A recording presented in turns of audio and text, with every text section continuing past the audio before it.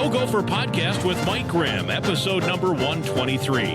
I am Mike Grimm, voice of the Golden Gophers, and welcome back to the podcast. We're talking track and field on this week's episode, specifically talking with two of the great throwers on the Gopher teams. They'll be taking part in next week's NCAA Championship Meet in Eugene, Oregon. It starts next Wednesday and runs through next Friday. We have junior thrower Shelby from Grand Forks, North Dakota. She'll be throwing both the hammer and the discus in the women's championship event. And we'll have freshman Angelos Mantzouranis of Athens, Greece. He'll be throwing the hammer in the men's meet. Both have great stories to tell, and you'll enjoy hearing from them upcoming. Our Go Gopher podcast is presented by Sunbelt Business Advisors and True North Mergers and Acquisitions. Alumni owned and proud of it. If you're a business founder planning to exit your business, start by contacting Sunbelt Business Advisors and True North Mergers and Acquisitions. Sunbelt serves more businesses up to $5 million in revenue than anyone, and True North M&A serves companies with revenues up to $150 million. Get it confidential, no cost, no obligation business valuation started today. Make the most of your life's work. Visit sunbeltminnesota.com or tnma.com today. Affinity Plus Federal Credit Union is also a big supporter of the Go Gopher podcast. Life math is complicated, and Affinity Plus Federal Credit Union makes it easier with local financial experts available to help in person or virtually. You can go to affinityplus.org/GoGophers for more info. That's affinityplus.org/GoGophers. We're podcasting episode 123 from the Aquarius Home Services studio. We invite you to subscribe to the Go Gopher podcast. It's free to do so. You can listen for free at any time, and you can go back and listen to previous podcasts from previous weeks. That's free as well. Last week, for example, we spoke with Gopher golfer Ben Warrion of Stillwater. He had a top 25 finish in the NCAA Men's Golf Championship Tournament this past weekend in California. This week, we're talking Golden Gopher Track and Field with special guest Angelos Mantzouranis and Shelby, both dominant throwers who will be in Oregon next week for the championship events. More with them next. I'm Clay Geary, walk-on turned scholarship wide receiver for Gopher football. And I'm Ben Utek, U of M alumni, Super Bowl champion, and Tony Dungy Uncommon Award winner. We understand championship culture, which is why we're part of the True North family of companies. True North invests in only elite teams, like the champion team at Sunbelt Business Advisors, Minnesota's largest seller of companies. To learn more about True North and our diverse family of independently owned companies, visit TrueNorthEquityPartners.com. Beta Bay Boat Club offers a limited number of season-long memberships in our private club and half-day or full-day pontoon boat rentals on Lake Minnetonka. Members have the opportunity to play on luxurious pontoon boats as well as a variety of well-appointed deck boats, speedboats, and offshore boats. Our daily pontoon boats are deluxe, custom-built boats with many amenities and comfortable seating for up to 14 people. Beta Bay Boat Club, Country Club Boating, 24 years in business and voted Minnesota's best 3 years in a row. Please visit us at betabayboatclub.com for more information. We look forward to welcoming you this summer. Episode number 123 rolls on. It's our pleasure to welcome Shelby from Grand Forks, North Dakota, thrower on the Gopher women's track and field team. And Shelby, good to see you. Good to see you. Thank you for having me. Well, a lot of exciting things happening for you. First of all, congratulations. Thank you. So you won the West Regionals last weekend. You're in the NCAAs this coming week. As we talk, it's Thursday, middle of the day. You'll be in Eugene, Oregon, kind of the epicenter of the track world in the U.S., it seems, year in and year out, and that comes starting next Wednesday. So you'll be in the discus and the hammer. Yep. Well, how much fun was the West Regional? Let's go back to that first, knowing what you needed to do and going out and accomplishing the mission. Yeah, so it was a lot of fun, kind of just going out there and doing what I've done before. This is my fourth year. I redshirted last year, but kind of coming back into the NCAA scene this year. And being able to rely on the experience I've had before, and getting qualifying throws, actually my first round of throws in both events. So getting the job done right away and just being able to relax from there was super satisfying, and knowing that I've been to Eugene before several times, and so wanting to go back is just a great feeling. Yeah, and now I'm sure, are eyeballing the field. The NCAA field is very competitive. We were just kind of tongue-in-cheek before we started recording, saying that the NCAA field might be a little trickier than even the U.S. field, because the NCAA field includes international throwers at a lot of universities. So handicap the list for me, and kind of what are your goals for next week? My goal for next week is literally just to be Shelby Frank, do what I can do myself, and I think everything will fall into place. I have a lot of big goals for myself. I always have. But I think that just knowing that, once again, like going off of the experience that I've had before, I've been in that position before.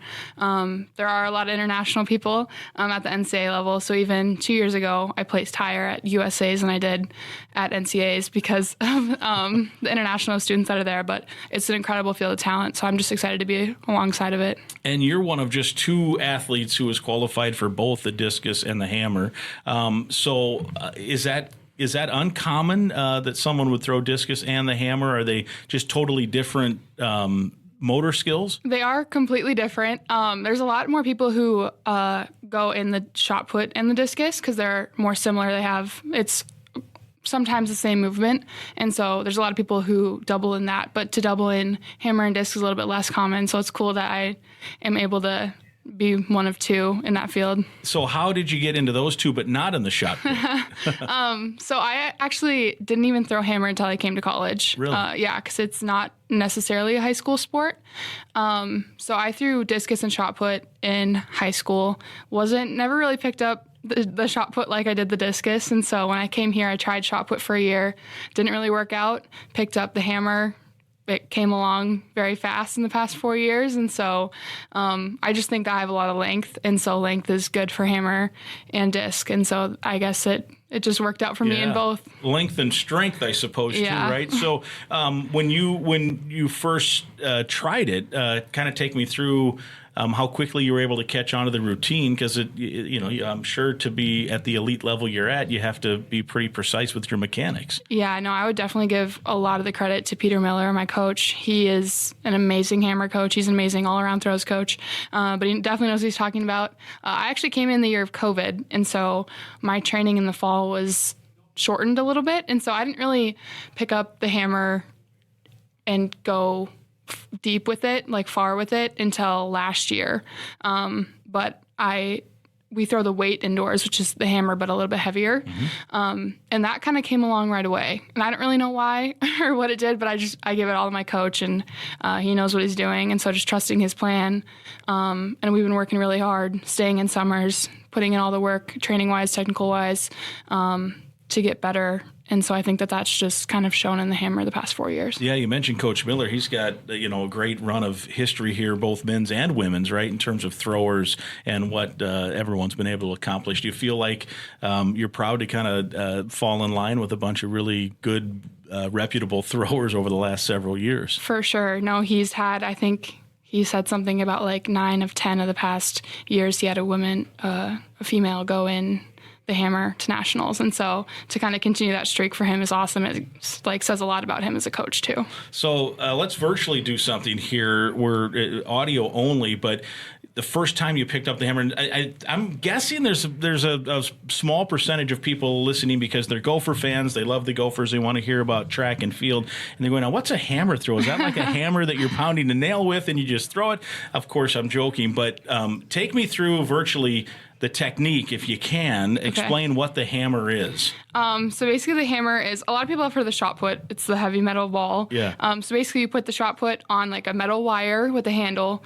It's about, I don't know, Peter might yell at me for this, but it's about 3 feet long. It might be longer. Yeah. And basically you kind of spin around 4 times. People know it from, there's a movie where the teacher, Mrs. Trenchbull, throws the hammer. Yeah. And so some people know it off of there, but you basically spin just around in a circle 4 times and then try to stay in a ring and throw. And it's kind of hard to explain, but it is, yeah. Yeah, but it's a lot of just it's extremely technical and extremely, like, you have to be strong to do it too. All right, so walk me through it. I'm trying to picture it. So you have a field, a range to throw in. Are you facing that to start or facing away from it as you spin? And then walk me through the technique. Okay, so you face away from where you're throwing to start, and then basically every turn that you take, you like face towards where you're throwing. Then at the end, you basically throw over your shoulder to throw out the other way. And so you're kind of facing sideways when you let go of it to go out into the field. But yeah, you turn 4 times. It's a little bit more complicated than like the discus or the shot put. But it's super fun. Yeah. I'm going to make a dumb joke like I always do, but I grew up in Iowa, and I was not the strongest of guys. So when I was young, I'd go bale hay. And to throw those, now they just have, it's all automated. But back in the day, you had to do that. So you'd grab this. That's how I had to do it to get enough strength. I'd spin 4 times to finally get the hay bale up there. So there's technique. Footwork, I suppose, is important, right? Oh, for sure. No, you kind of spin like on like your heel and then your toe with your right foot. And so you spin on your heel 4 times in a row and then your toe on your right foot. Yeah. So, yeah, super technical. In the spin and the discus, then, is there any similarity or is it total different mechanic? It's pretty much completely different. You face the same way to start, but instead you kind of rotate out of the back. You put 1 foot in the middle, and then you kind of just turn and throw from there. So it's simpler. That's why the hammer doesn't really get started till college, because it's more complex. But yeah, so they're kind of polar opposites. Yeah, amazing. And now track is a little like wrestling in that it's an individual sport. There are some team competitions, relays, and some different things. But it's for you're scoring points for a team, but it's just you in your individual sport. So take me through that mentality of, obviously you went through the Big Ten championships and won, so you were part of that. You were a key part to that, contributing points. The fun of your own accomplishments, but the fun of also contributing to a team accomplishment of a championship. How were those emotions for you, and how were they in the Big Ten tournament? Yeah, no, for the Big Ten, it's super exciting to be there as a team, especially when you're fighting for a spot to win as a team. And I've been at a few Big Tens between indoor and outdoor now. And so leaving Big Tens winning versus losing is a completely different feeling as a team. And so kind of knowing that that's what I had to fight for, like the energy, the excitement of winning, the spilling the Gatorade bottle over the coach and just everything, and being so happy, kind of leaving with that with a whole group of people is awesome. And so I think that going into Big Tens, we knew that we had a chance to win as long as everyone kind of just did what they could do. And so kind of just going off of that, I was super excited to just be at Big Tens and kind of do it for the team, but also at this same time do it for myself. Right. And now that we're kind of in postseason, it's more kind of about what I can do for myself. But at Big Tens, it's a different feeling. It's more exciting for sure. And there was some drama, right? That came down, and from a team standpoint, you were comfortably with your point score, so you got to kind of be the observer late. Was it 4x1 that finished it? 4x4. 4x4. I'm sorry. Yeah, 4x4, and then a late charge to win the relay, and then ultimately win. So did you know if you guys had won, you were going to win? Yeah. So are you all watching? Yeah, I lost my voice. I was screaming. We were all on the sidelines because that's the only race going on. So the only people last competing. Event traditionally at all meets, right? Yeah. So we're all standing kind of on the back stretch, the last 10 seconds of the race. We're all just screaming because we saw our teammate kind of running up and pass Ohio State. So that was super exciting to just kind of be there and experience that, and then be able to storm the field, storm the 4 that just ran the race. So yeah, it was super exciting. So you get the win, and is that what happened? You just kind of have a mosh pit kind of a thing where everyone's jumping into a pile? Yeah, so we kind of do, but we kind of have to wait because the men run after. So we had to stay out of their way, of course, but we had our own little thing off to the side that was super exciting. And we started chanting, we started cheering. Lost my voice, it was a little raspy for a few days, but it was fun. Yeah. Well, you do have some teammates going to the Nationals. It's probably a little, as you mentioned, a little different feel, because I'm sure there are meets too, your previous Big Ten meets where maybe individually you won it, and then, the team didn't win it. So those emotions probably, you're happy on one end, you wish the team had done better maybe on the other. But when you get the double like you did, that has to be good. But in the NCAA, it's really mostly about what you're going to do individually now, right? Yeah. Yeah, you can dial in. Yeah. So how do you dial in now? As we talk, as mentioned, Thursday, you're going to compete next Wednesday, what will you be leaving Tuesday? Sunday. So you get out there early. And so what's the mentality as you head in? I think my mentality is kind of knowing that I've been at the NCAA level before, but I've also been at I've gone to USAs the past few years, and that's strictly just for myself.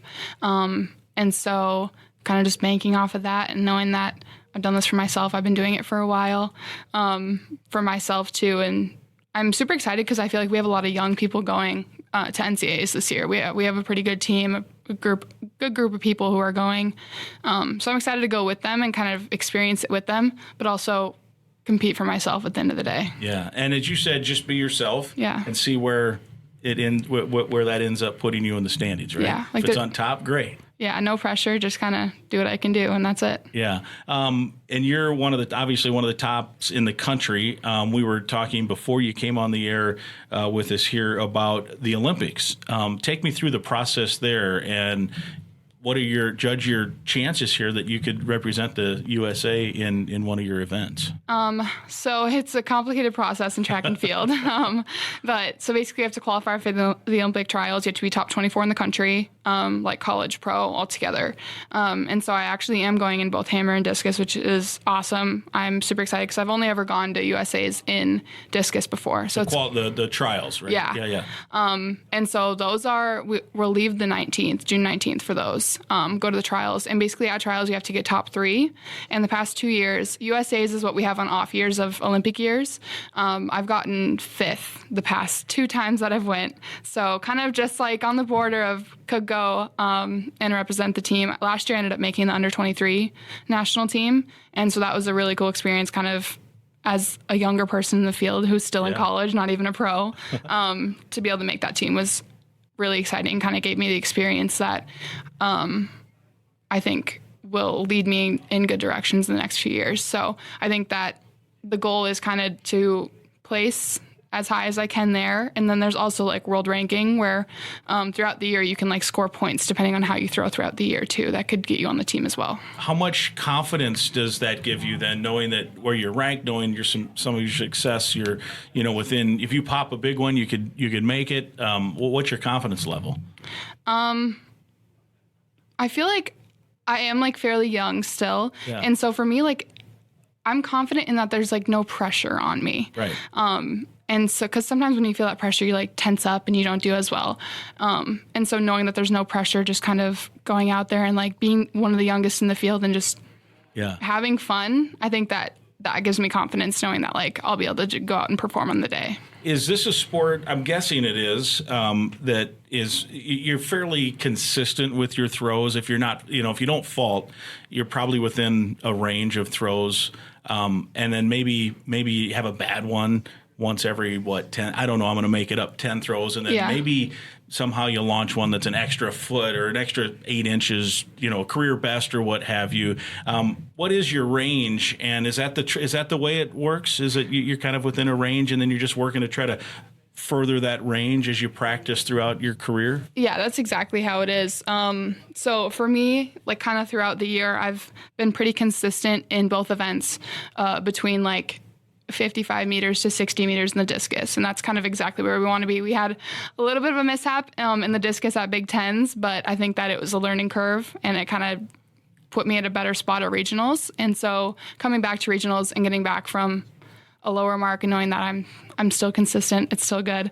And in hammer, has been fairly consistent, over 63 the entire year. So between 63 and 68 meters the whole year. And so just knowing that I've been consistent this entire year and just trusting that my body knows what it's doing. Yeah, and maybe when I asked about confidence earlier, it wasn't necessarily confidence that you're going to win or you're going to do, but confidence in I'm in this range, and if I just go do what I can do, I feel good about that. Yeah, no, exactly. I think that's kind of where I get my confidence from, is being able to repeat performances and not just having one great one, kind of staying within the range. Are there some athletes that you compete against that you see their range and all of a sudden they're 6 feet past? You're like, how the heck did that happen? There are some like that, but they are talented.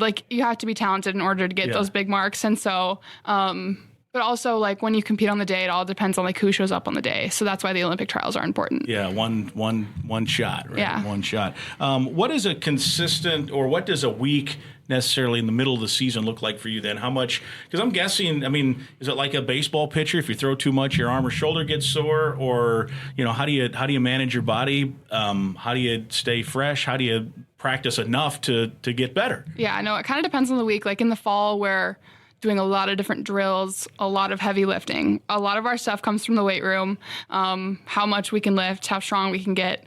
And then towards the end of the season, we do more like peaking stuff, so more like Olympic lifts, and then just kind of quick squatting, like quarter squats, and then kind of less throws, just so we can kind of peak our body to be the best that it can be. And so we kind of kill our body in the fall, and then a little bit kind of in season, and then peak right at the right time. So like last week was a great week, both in hammer and disc for me. And I think it's just because like my body was primed and ready to go. Yeah. And so Peter is a man with a plan. He has a whole thing every week. We kind of do training differently, but as we get into these bigger meets, we do less and less training, just to kind of rest our bodies a little bit more. Yeah. And so strength obviously is a key. So that's the weight room. Are there specific weight training things and strength training things that you do that maybe a football player wouldn't do, or is it pretty much you're just working to get stronger for your entire body? I feel like it's kind of just the entire body.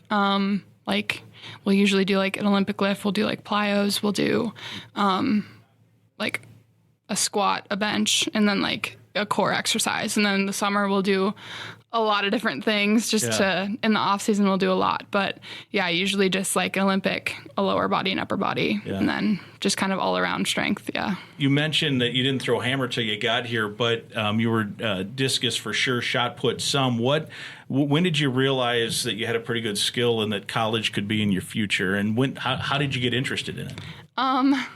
My mom threw. She went to the University of Michigan. Yep. So she dragged me there in 7th grade, and I was like, I'm not doing this. Like, there's no. She dragged you to the track? Yeah. She brought me because I went to the same high school she went to in North Dakota. Gotcha. And so she dragged me there, and I was like, I'm not doing this. There's no way you're bringing me back there. I played basketball, so I was like, there's no way you're getting me to do this. And I ended up just continuing to go. My 7th and 8th grade year, I ended up making the high school team.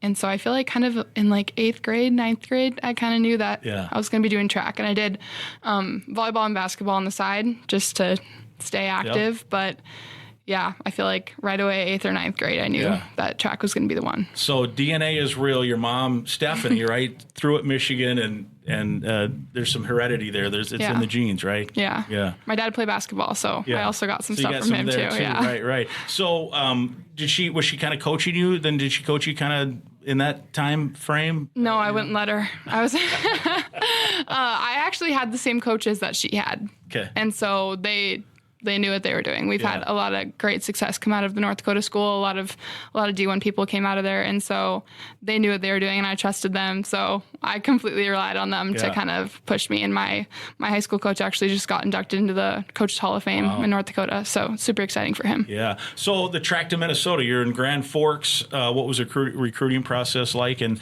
how did you end up in maroon and gold? So my principal's daughter, Hannah Arison, came here. She was a multi here, and my principal nagged me to come to Minnesota. And I always thought, because I grew up where UND is, and so the Gophers and UND hockey just did not get along very well. And so I was like, there's no way I'm going to Minnesota. Yeah. There's no way. But then I came on my visit, and I just, compared to other visits, I just think that this felt like home. I knew that I wanted to be with a coach like Peter, and it was the right decision because clearly I've been super successful with him, so I don't regret my decision at all. Yeah, and you said that was during some of the COVID part. Was the recruiting process through that too, or were you able to at least make a decision before that all hit? Yeah, I made a decision in like November of my senior year, so it was like right before COVID hit. So I was glad that we got all that done before COVID, but yeah. And you got to come to an in-person visit at least, right? Yeah, because there were some of those athletes and students in general had to just come sight unseen and say, hey, I think I want to be wherever they decided to go. So cool. Well, anyway, this is great. So what's the process once you get there Wednesday? Are there several rounds, or is it how many throws do you get? Do you advance into, is there prelims and then finals like a normal meet? Yeah, so I'll throw hammer Thursday and then discus Saturday. And so basically how it works is you'll get 3 throws, and then the top 9 from like the top 9 marks out of the whole entire field will get 3 more. And then basically those people are our first team All-Americans automatically, but kind of just fighting for a spot on that to get 3 more throws. And so 6 total for each event that's kind of the goal. Best throw wins. Yeah. Best throw wins. Well, good luck. Thank you. Yeah, it was fun catching up. Sorry about some of my elementary questions, but I think it's kind of fun to find out about how you got here and how your process is, and just about the event, the hammer throw especially, because it's a unique event. As you said, it's not a high school event, and it showcased in a movie, and now you get to do it. Yeah, I know. It was awesome. Thank you. Yeah, best of luck. Thank you so much. It's episode 123. Shelby Frank, our guest. Time now to thank our great sponsor, Affinity Plus, your local credit union proudly serving Minnesota since 1930. Great products, support, and people. That is a banking hat trick. If you're a current Gopher student or a proud Gopher alum, you are eligible to join this financial that wants to build a meaningful banking relationship and put you first. You can meet with a local employee at any of their branches statewide, including one right off campus on University here in Minneapolis. To learn more or find other ways to connect, you can go to affinityplus.org/Go Gophers. That's affinityplus.org/Go Gophers. Banking for Minnesotans, with you from Pee-wees to the pros. Affinity Plus Federal Credit Union, federally insured by NCUA. More of episode 123 rolls on. We now go from women's throwing to men's throwing. And Angelos Mantzouranis, do I have that right, sir? No. No, never a doubt. Give me it. Tell me how it goes. Mr. Athens, Greece here. Mantzouranis. Yeah. There we go. Mantzouranis. All right. And it's Angelos, even though everybody calls you Angelos because there's an N in your name. Yeah, I mean, it's easier for Americans. Silly Americans, right? No, I get it, but it's totally fine. So in Greece, the N's are mostly silent? No, there's not an N. If you write it in Greek, there's not an N. Just imagine it with a double G. You come to America and write in English, they add an N. Yeah, it was from a passport. The translation was like that. That's how they did it. Well, the good news is you're here. Yep. And I think we've got the mystery solved. Angelos is the first name. Well, you've had a heck of a year as a first-year student here. How much fun are you having? It's going pretty good so far. I can't complain. I started this year with a decent meet, and then I PR'd for 3 meters. I can say I was consistent there, and then an even bigger throw came. 75-55 at Drake's. I was able to do that again at Big Tens, and now I'm hungry for more. Yeah, ready to go. How much confidence does that give you then when you have a couple of meets like that? A lot. And I honestly feel like I could do that again or even more at the regionals, but due to that time change, my body wasn't able to compete at 1:30 a.m. That was the West Regional was in Arkansas, right? You guys were down in Arkansas. So you were supposed to compete your first throw around 10 in the morning, right? And then rain and lightning and severe weather pushes everything back. Actually, right? it was they wanted to put hammer at an empty stadium for safety reasons. Yeah. And the plan was to be the first event of the day. So because of the weather, the weather the rest of the day was just fine, but other events were happening in the stadium, so we had to be last. And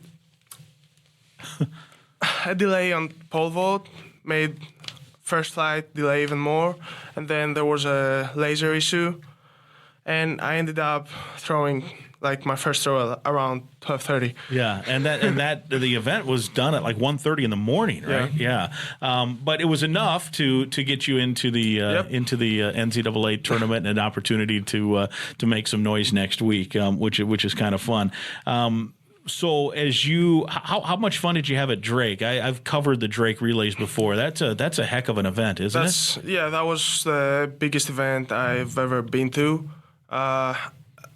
Thousands of athletes. I can say I'm pretty confident, comfortable to say that there was over 1,000 athletes there. 15,000 fans at times, 17,000 fans. Yeah, it was a crazy event, and the meet, it was great. Like from the very first throw, my coach Peter Miller encouraged me to risk it and go for it. I think he believed in me that day. I was in a great shape to throw far, and I just tried that. Like from the very first throw, I did a pretty big foul right outside the field. I hit a car. You did? Yeah. I have a photo. I'll show you after. Yeah, I want to see that. Yeah. So did that do some damage, by the way? Thankfully, it was off the bounce. Yeah. It hit the ground first, and then right in the car.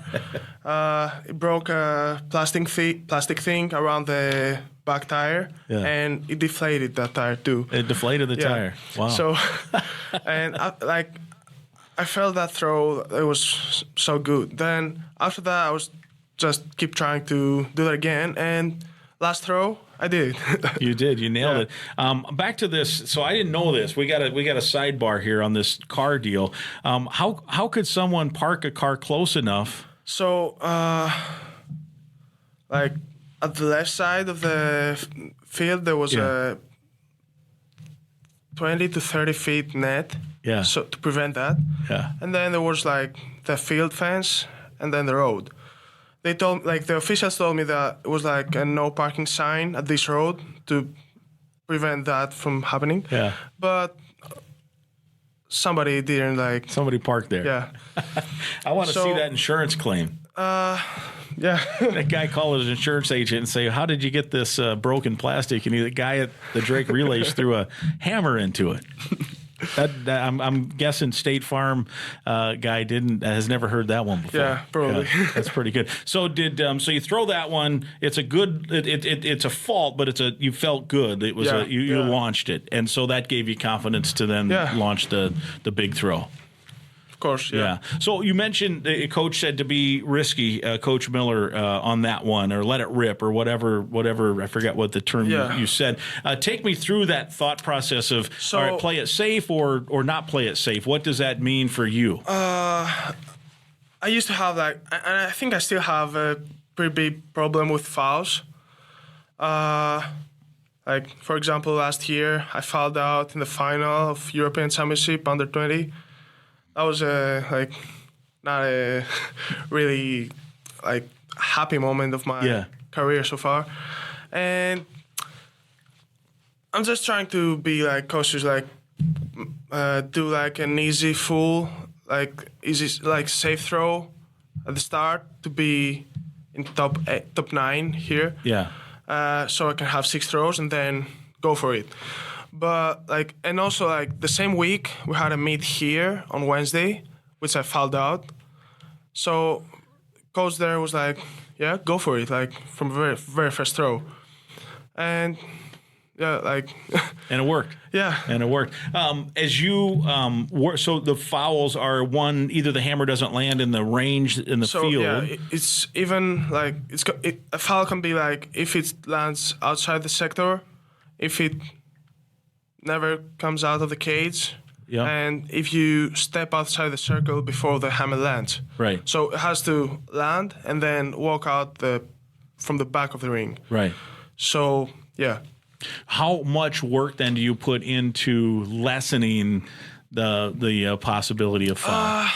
I'm trying to be consistent in practice. Sure. I mean, that's the only thing you can do. Yep. And then just compete. I mean, if you think much at the time that you're throwing, you're going to mess up. you have to like train your body to be automatic in some like movements and some like in the throw. Yeah. So you don't have to think about it as you're doing it. And that's what practice like is about. Like. Yeah, for sure. You had a good Big Ten meet too. Yeah. Take me through that. It was a really good meet. I was feeling good. The big throw came early in second round. And then after that, I tried for something more, but it didn't come out. Like, it was fine though. Yeah. Yeah, I did my first 74-meter throw there. Because from 73, I jumped all the way to 75. Yeah.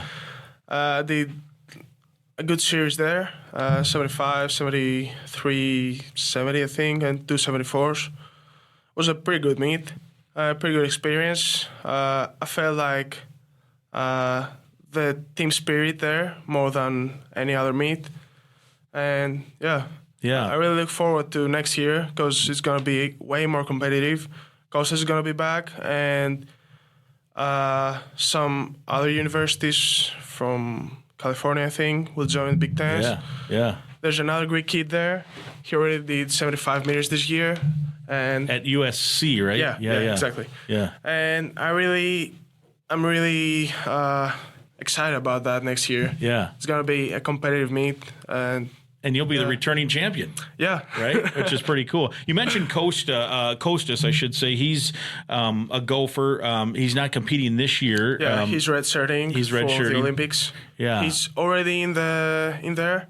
I think he's 22 in the ranking. Yeah. If I'm not wrong.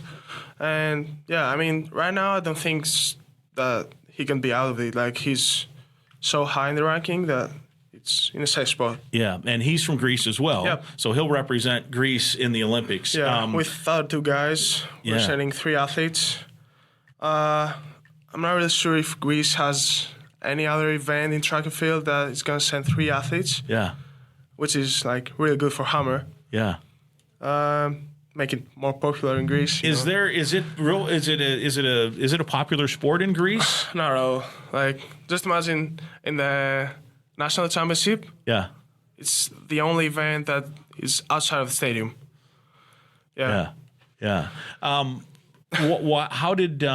is it though that out of the top 25, 3 are from Greece in the world, and also here at Minnesota now, it's you and him, and you guys are amongst the best in the country in the NCAA. So is it just, happens to be these 3 guys are good, or is there a culture, or is there some interest at least in Greece on this? So, like the couple last years, we have some really good athletes in every category, from under 18 to seniors. We have like athletes in every single European, world, and like in every category. Yeah. I think that's really good, like, for the event. This year, our top 9 athletes in seniors category, the top 9 ends at 73 something, which is like never happened before in Greece. Yeah. And if you consider that we're a country with only 10 million people, it's like remarkable. Yeah. Yeah, no doubt. Well, how was your path to Minnesota? So I was looking for a coach that I can trust, and I saw that on Peter because of my Greek coach.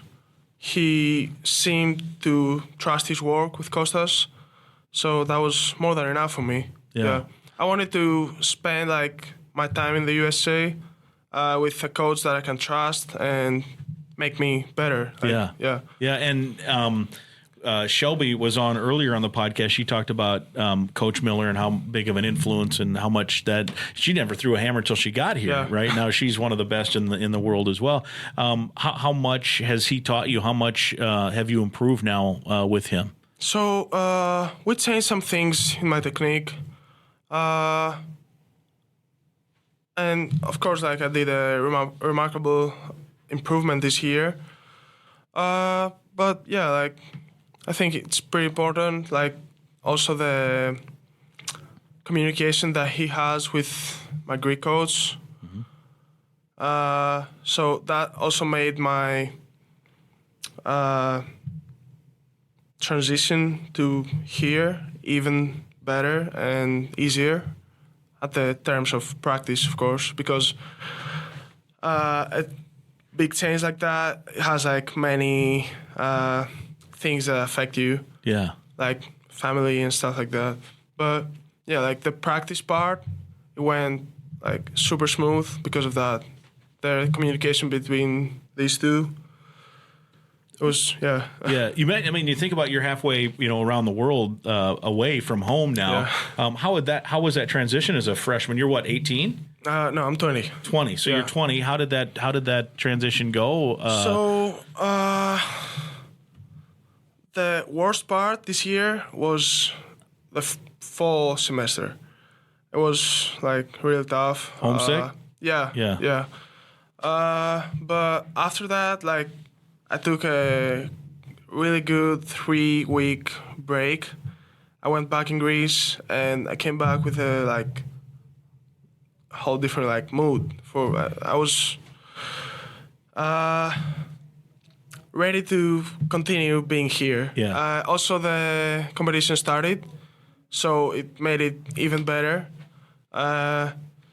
Also, like, the time flies way faster now. Like, I never realized that it's the end of the season right now. Like, and when Here it we are, started, right, yeah. like, it was so fast. And yeah, right now, like, I'm counting down days for the final and when I go back in Greece. Yeah, and get to go back and visit friends and Yeah. family there. I think back even when I was in college, which was a long time ago, but I was 90 miles from my house, not to, however far you are. And I had the same experience, really, homesick, figured I'm not going to finish I'm going to transfer somewhere, and then went home for Thanksgiving break and came back, and I don't know what, but I got into radio a little bit on the student station, and it was refreshing and break. the next thing you know, you stay and you enjoy this.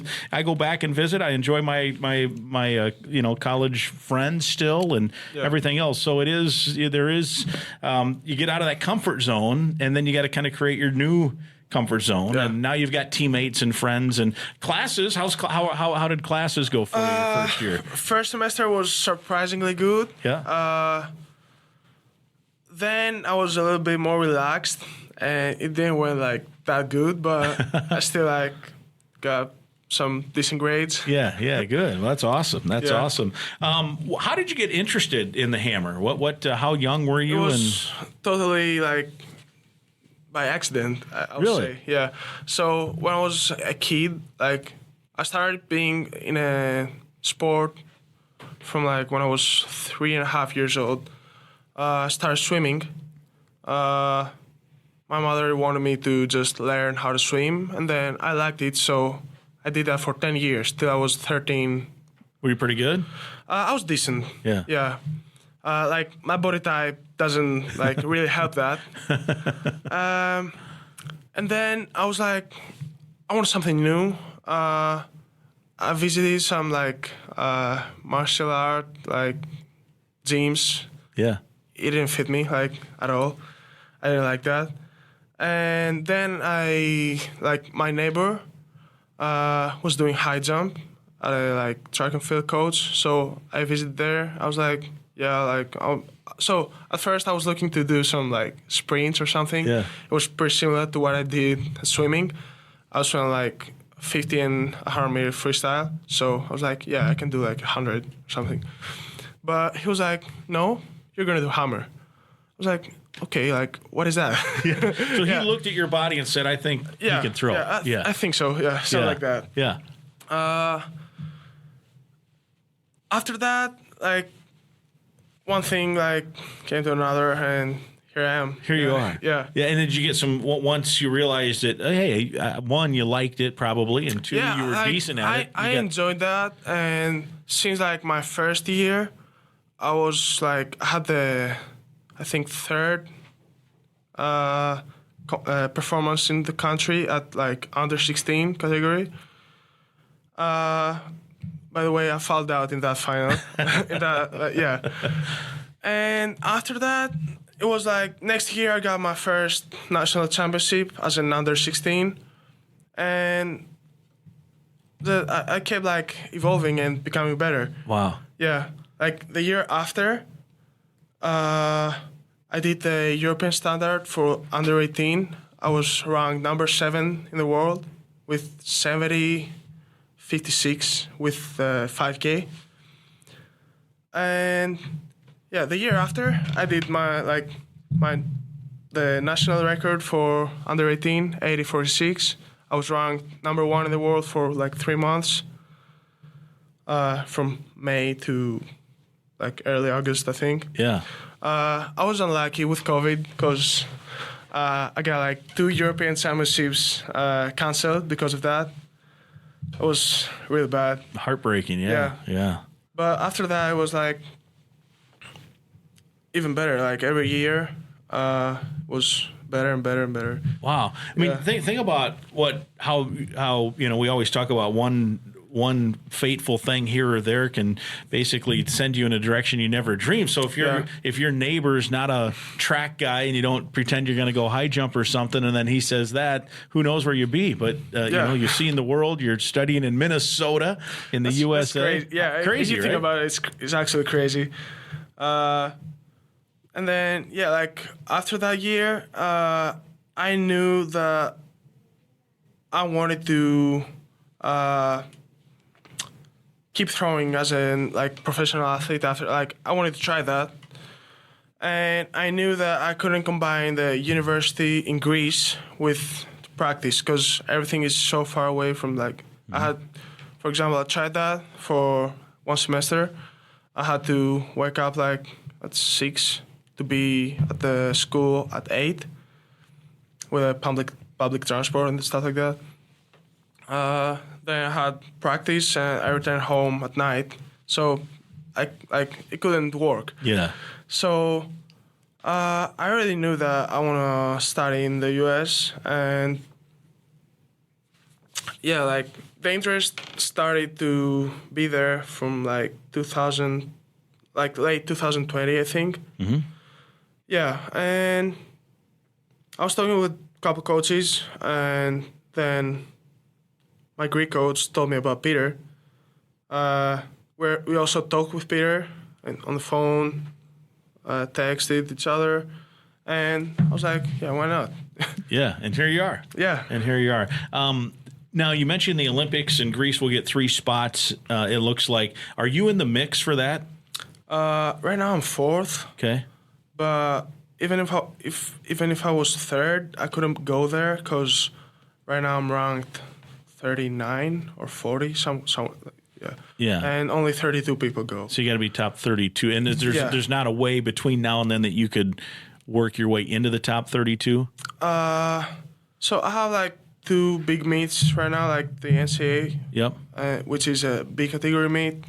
It gives a lot of bonus points based on your like place, and also the Greek National Championship, which is also a B category meet, also like a ton of points, like not a ton of points, but compared to the meets I've done so far, which are like F meets, which means like if I win, I get like 15 extra points. If you win a big category meet, you get 100 extra points. Mm-hmm. So it's a big difference. Sure. So even if like I do that and be in top 32 right now, I couldn't go because I'm like 4th. Yeah. But Olympics wasn't the goal from the start of the season. Like I couldn't imagine like I would talk about that right now. Like yeah, it's crazy, right? Right. Next Olympics, like 2028, I think I'll for sure be there, and I mean I'll be ready to compete, not just participate. And next week you got the NCAA's. Yep. How do you? What's your mindset, mentality? What's your goal?